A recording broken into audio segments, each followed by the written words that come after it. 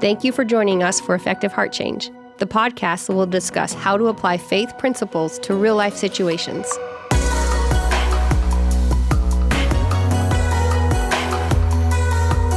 This is Effective Heart Change. And it is good to be here with Effective Heart Change. Welcome, Dale. Thank you, sir. It's always good to sit down and have a good conversation.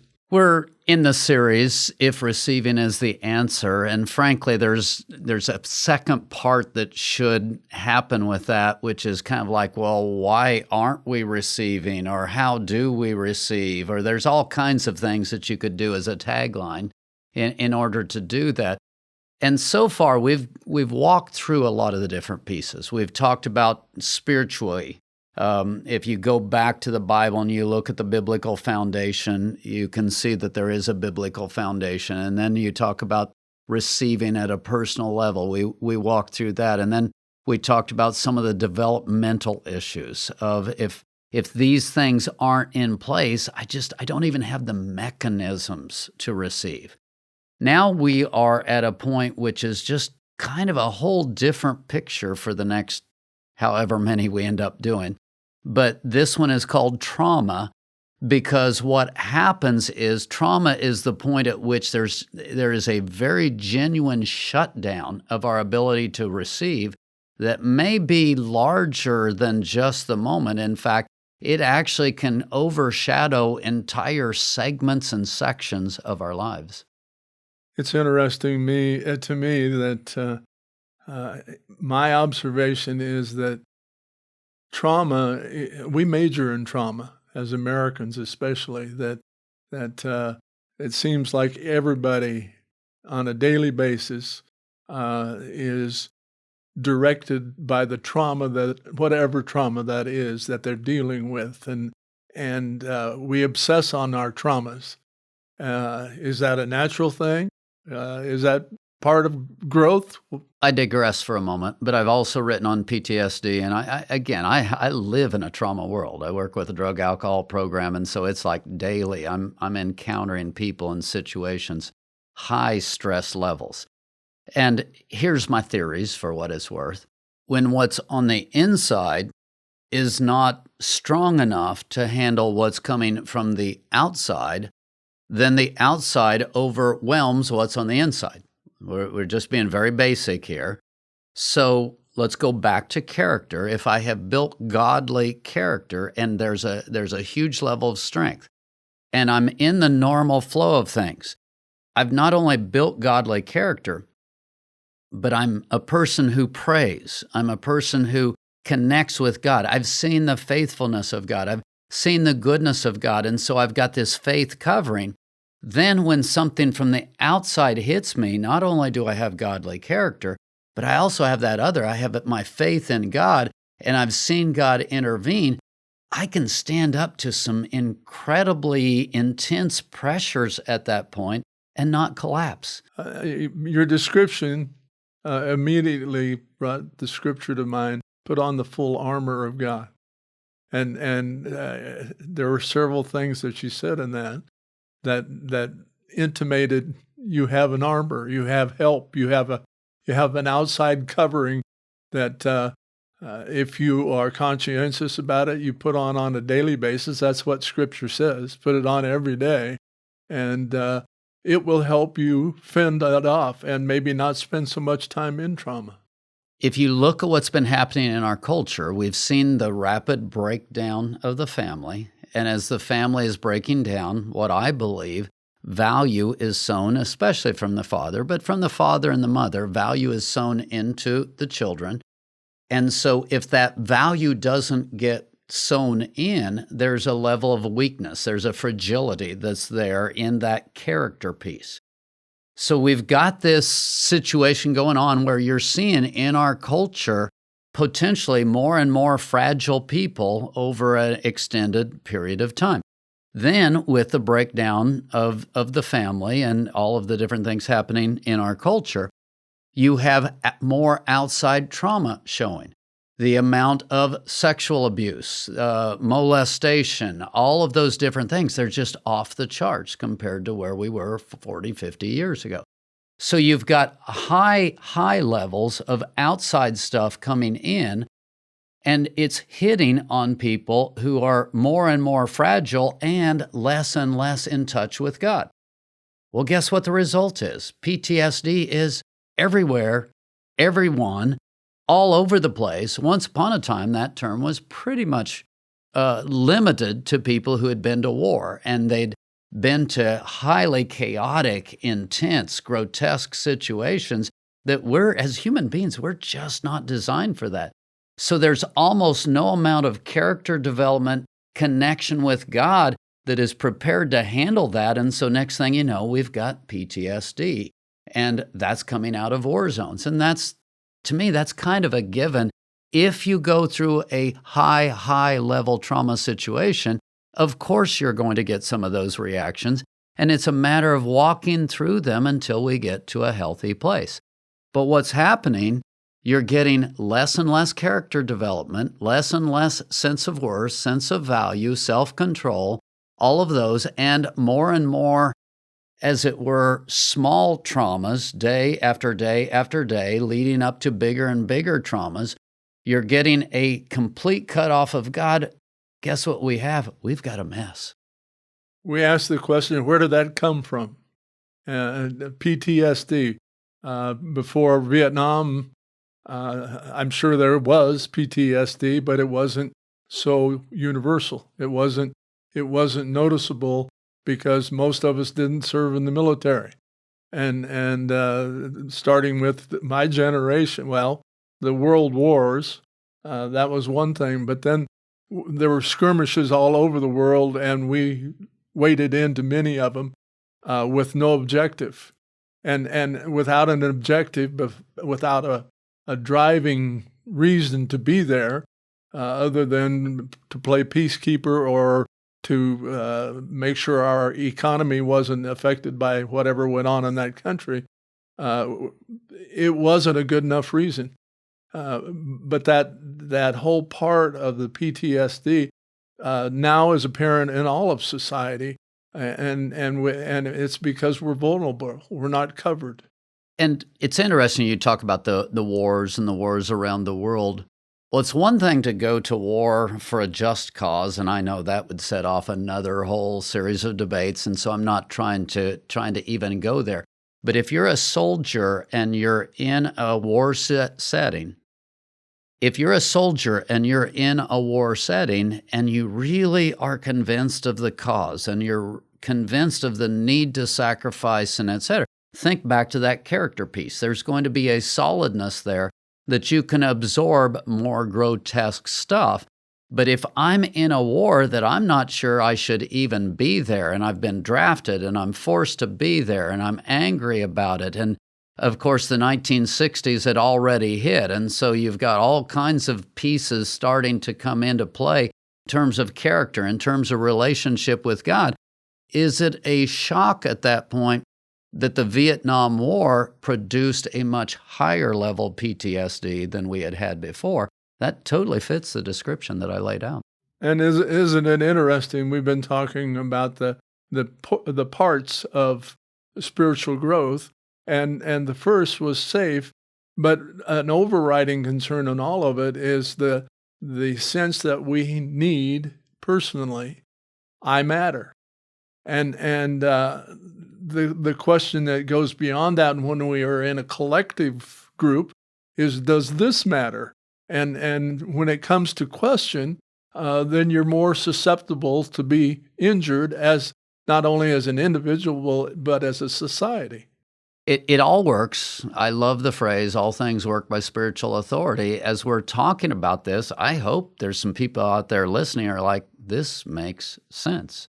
And when you have a spiritual model that actually lines up with reality, it should make sense. Spiritual models aren't meant for Sundays off in a church and do this little part. No, they should literally be true and pervasive through all of our lives. We need to take a break, process where we've been, and then we'll continue.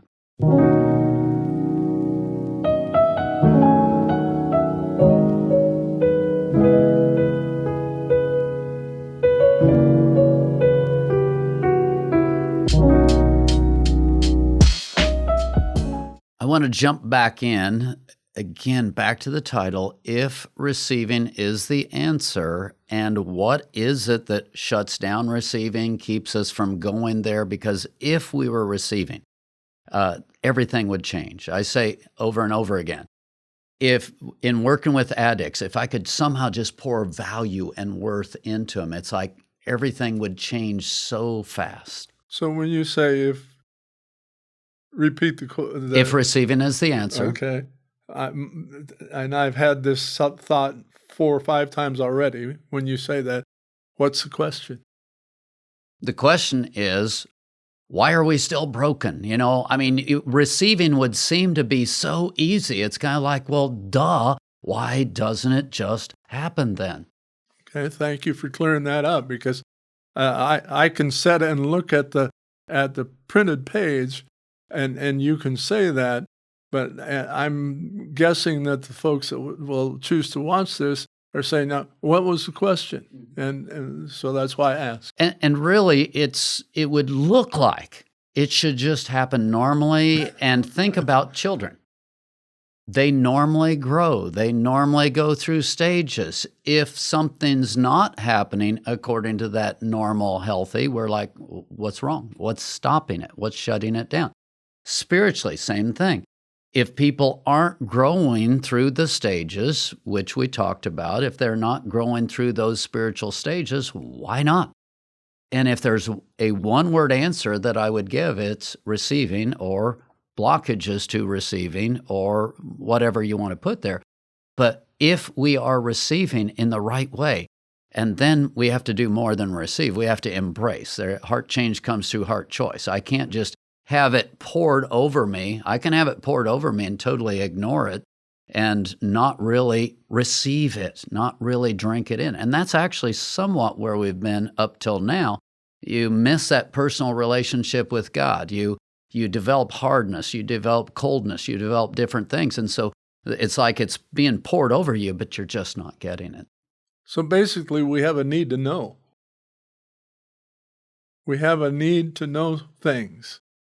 There are things that are vital to survival as an individual and as a group, family, nation. You take whatever realm you want to talk about.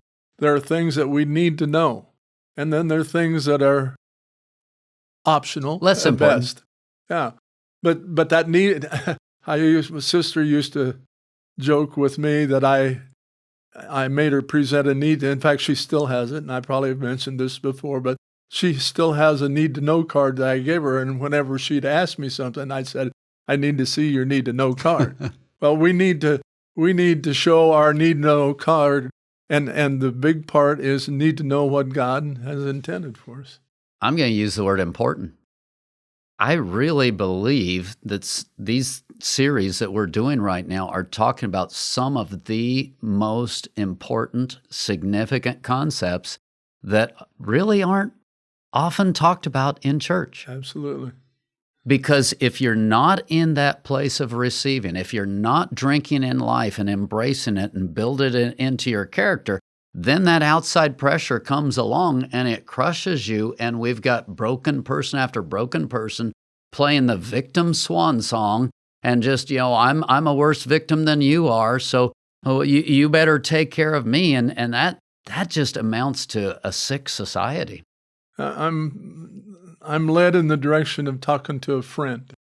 I consider you a friend. We've sat and talked about many, many different things, and it's the highlight of our relationship, in my estimation, because we did it for a reason, and it was to share, but we both have been enriched by the fact that we're willing to dive into things and talk about them that are deeper than the normal. And I encourage anybody that's listening that they recognize those folks in their lives that they can talk about important stuff and go deeper into it. There's your book again, and be rewarded for being an active participant in that kind of a relationship.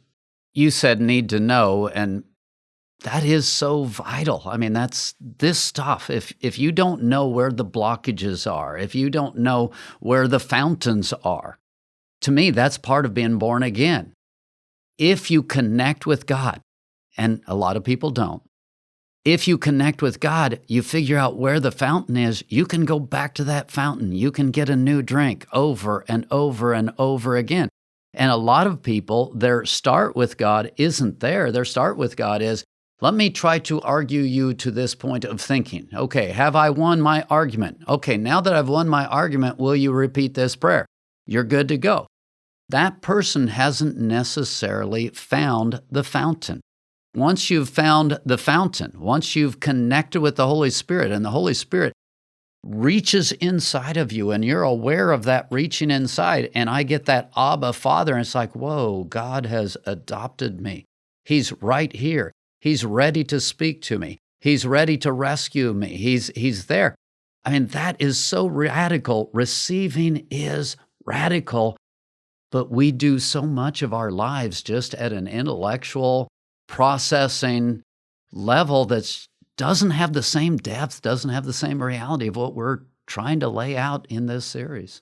And in our society, especially, one of the biggest points of futility is we start with our all-out effort to deny God, to deny that there is a God, that there is a seed in all of us that He's planted there, and what He desires for us is to know what He has for us to need to know.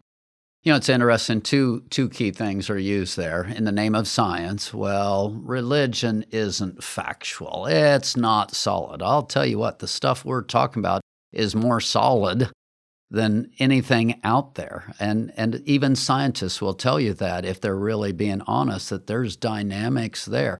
The breath of life. There's a dynamic about the breath of life that is like, it's really not measurable by chemistry. So you have all of that piece going on. You've got the science. And then the other thing that was used to shut down our search for God is, well, freedom of religion. You know, freedom of religion has actually become freedom from religion. Atheism is a religion. Absolutely. It is a belief system. So if you're saying God can't be brought into any of the public square, what are you saying? You're preferring a religion. You're preferring a religious point of view. And if you understand those things, we have literally shut down the receiving point, which is God. I believe there is a God who is personal, who loves each one of us, who will pour in, and go back to what I talked about. There's the character of the person, but there's a huge part that is missing. If that's all I've got, you're missing that, my ability to connect with God and draw strength and life from God. You're missing either of those two pieces. Next thing you know, all of this starts to break down. Well, hopefully in the next segment, we can jump into faith and really talk about its role, not faith in the sense of Christian faith, but faith in terms of my personal faith.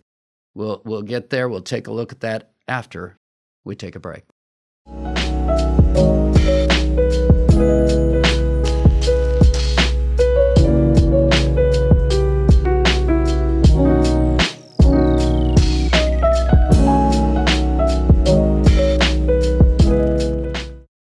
I get so many, just like you triggered lyrics and at my normal 2 o'clock the other day, 2 a.m. I've got a box that has everything and I actually started going through a section of that, and it was just amazing the dovetails that go together in my thinking and what's been going on. And I've decided that 2 a.m. is God's time for me to sit and just wait and see what's brought to light. So you have a time frame there that is becoming important to you. Oh, yeah. Why do you think 2 a.m.? I've always loved the morning. I don't like daylight savings times because it's robbing from the wrong time of day, and I think it's for the pleasure of the people. It's a people thing. It isn't a God thing.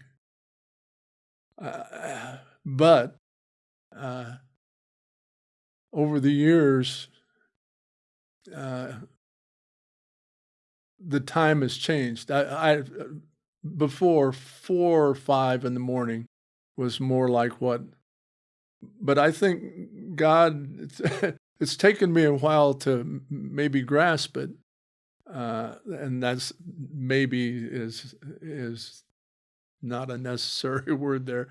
It's taken some time for me to grasp the time, but it's a time where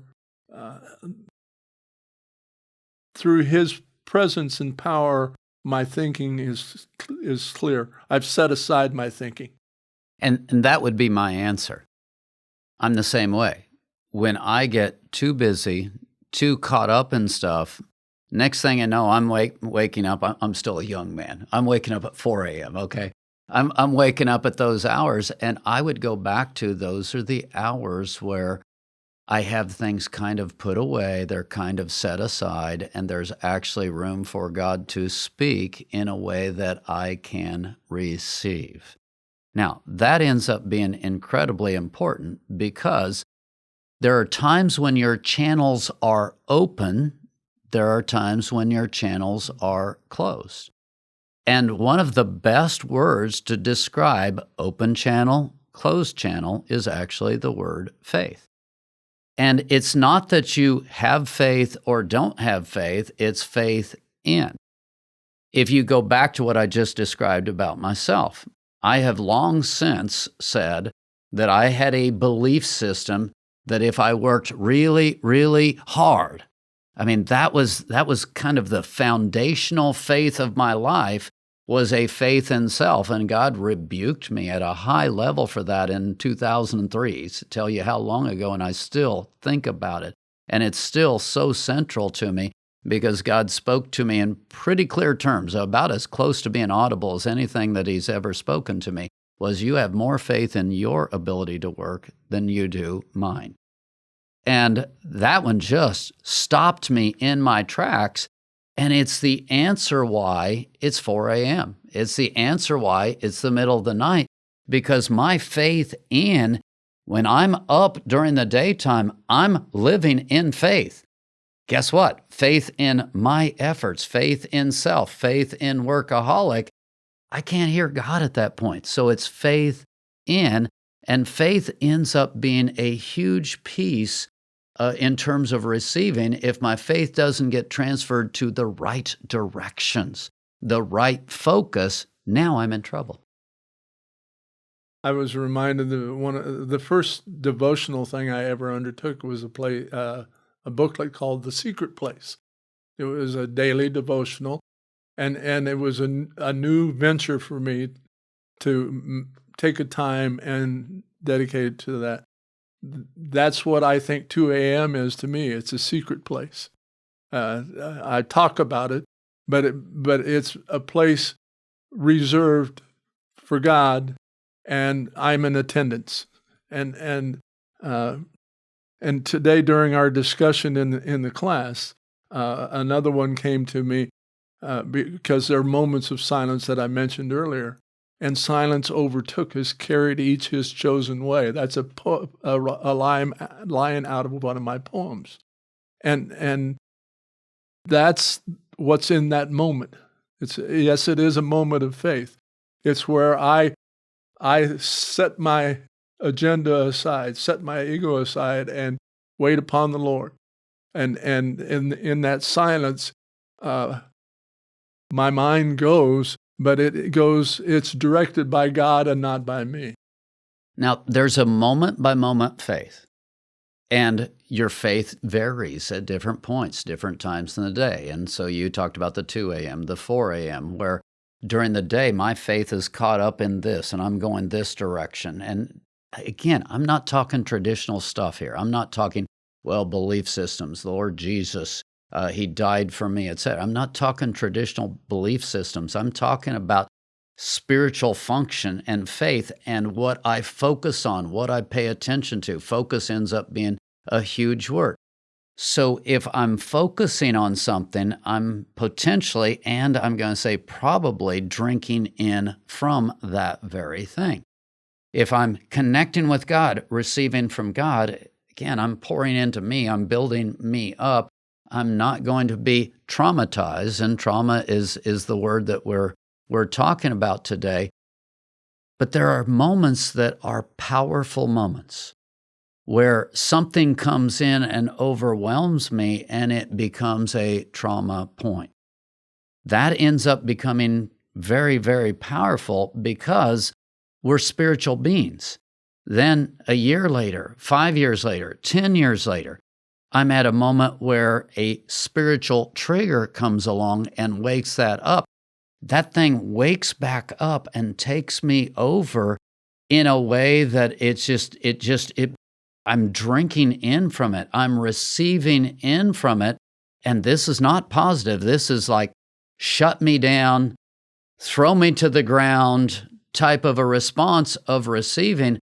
That's what happens a lot of times in people's lives. So I'm struck with the idea that our distractions become our traumas, our things that, and let's face it, in our society today, we're distracted by a little bit of everything and all the time. And what happens is we dwell in the distractions long enough that they become traumas because it may be a natural thing that we do, ego-wise and existence-wise, but the reality is spiritually, that's not a natural thing to do. I'm going to take that back to the PTSD. Once upon a time, that was pretty much war stuff. That was big stuff. That was huge stuff. And I would agree with you. It still is a war. It is a war, but where we are now, we're not connecting with God. We're not drawing strength. We're not building character. We're not building purpose. So it's weaker, weaker, weaker, weaker. And so you're exactly right. Today, we're into a zone of, well, I had this repetitive thing that happened in my life, which may not even be something that happened to me. It might even be something that I chose.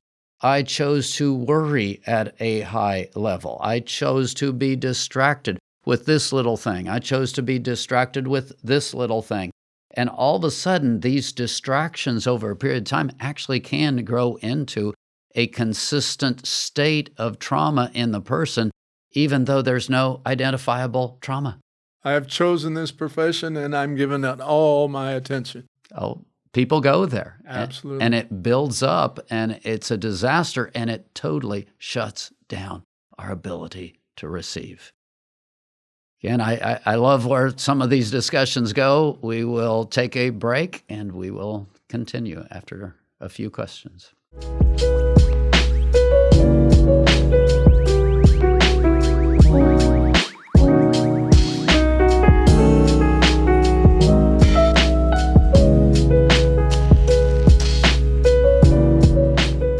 Silence overtook us, carried each his chosen way, rolling across the desert. Headed home, 8th May. Headed home the 8th of May. Yeah, that's been one thing that's those little blurbs. And I think I mentioned the other day, I pulled up this sheet, and there were, I think, as I remember, 6 things that somewhere in the probably late 70s, I'd written down I wanted to do this, this, this, this, and this. And that's what I've been doing. And that's the first time I remember seeing that list since I wrote it. And it was kind of like, okay. I followed some direction at least. Yeah. Interesting for me, time management is like that. I'm compulsive enough, you've heard my description of the compulsivity, that if I do a time management sheet day by day, I go psycho. It drives me. But if I put together a list for the week and I put it away, the vast majority of the time by the end of the week, I've completed that list. And one's an obsession and the other one is direction. yeah, you get the direction, you put it away. My world is a world of distractions. Mm-hmm. It's continually a world of distractions. So I can allow that to destroy me, or I can roll with it. And yet I've got this thing at a subconscious level that was done and put away and really doesn't even exist on the front of my brain. And it's amazing how at the end of the week it actually tends to work out. So you can make a list for a good reason, obsess on it, which becomes your trauma, and you miss the whole list, or at least a major part of it. Well, that's where faith really becomes the way I'm using it today. Faith becomes a huge piece because faith is that focus. Faith is that direction. It's faith in. I talked about that in the last segment. You don't have faith just kind of floating around here as an idea and a content. It becomes faith in. It becomes a focus. And once traumas have entered in, it changes the way I see life. It changes the way I see events, and it begins to control them. And unless I get healing, unless I turn around that trauma point, what happens is the influence of that trauma will tend to overtake more and more of my life until it becomes controlling, and I really have almost no chance of getting better. So faith is who you are and not what you do, necessarily. The way I'm using faith is almost like an action. It's almost like it's an action point. It's me doing something. It's me responding to life.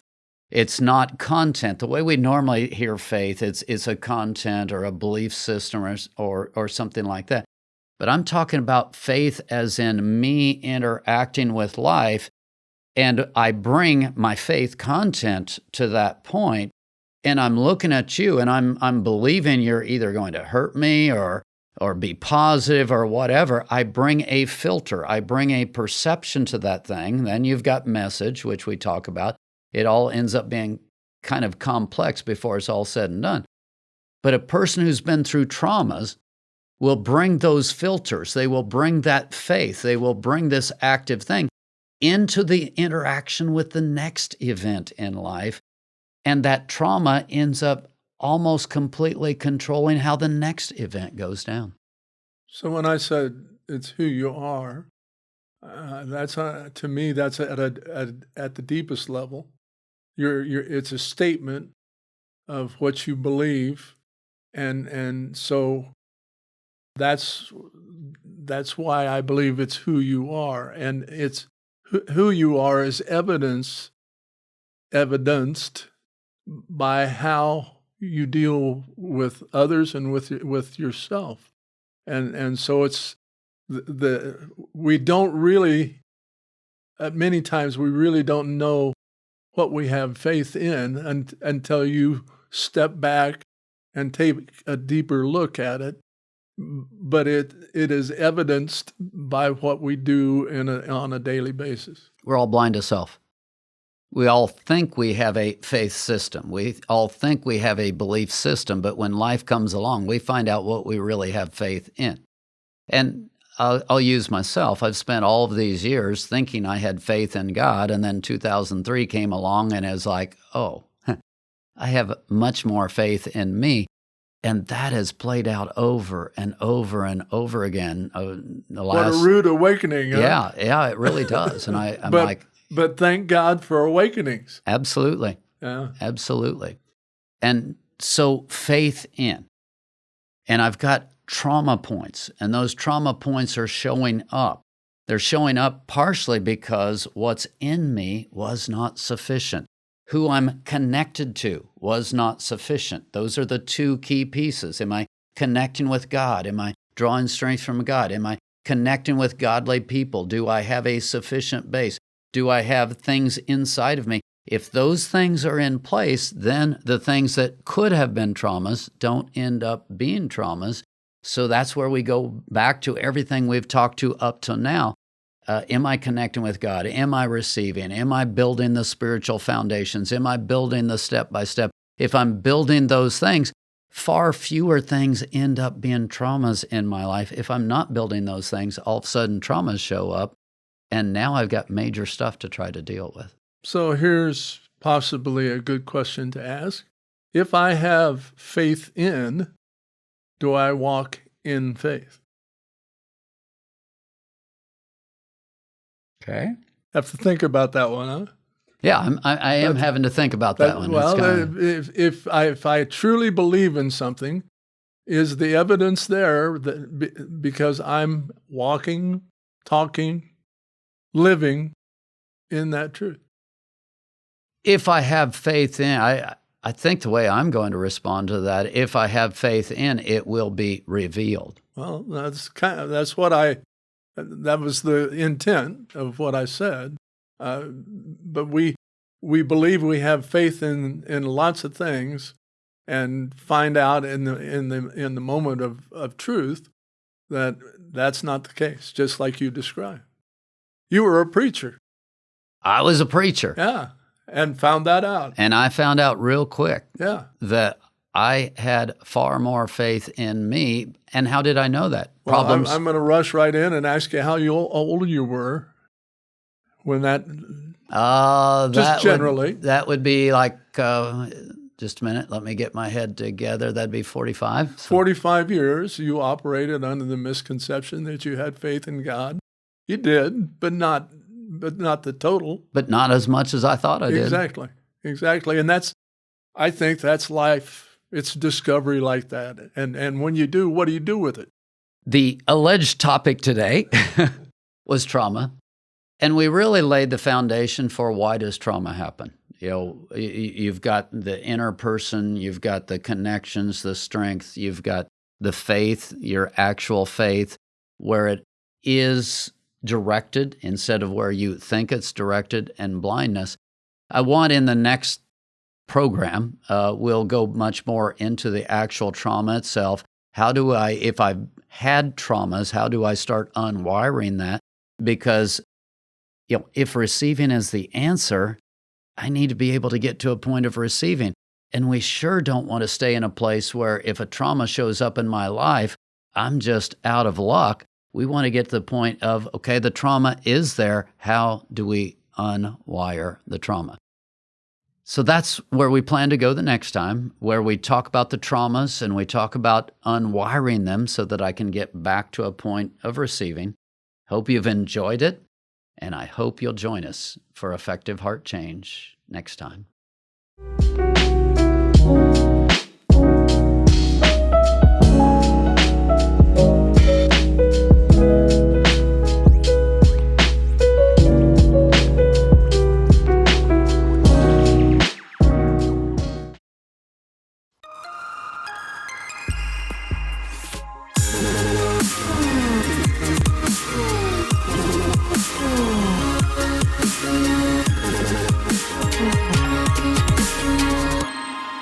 Video production, editing, and audio by Matthew. Set design and setup by Ashley. Content recorded live at Studio 104.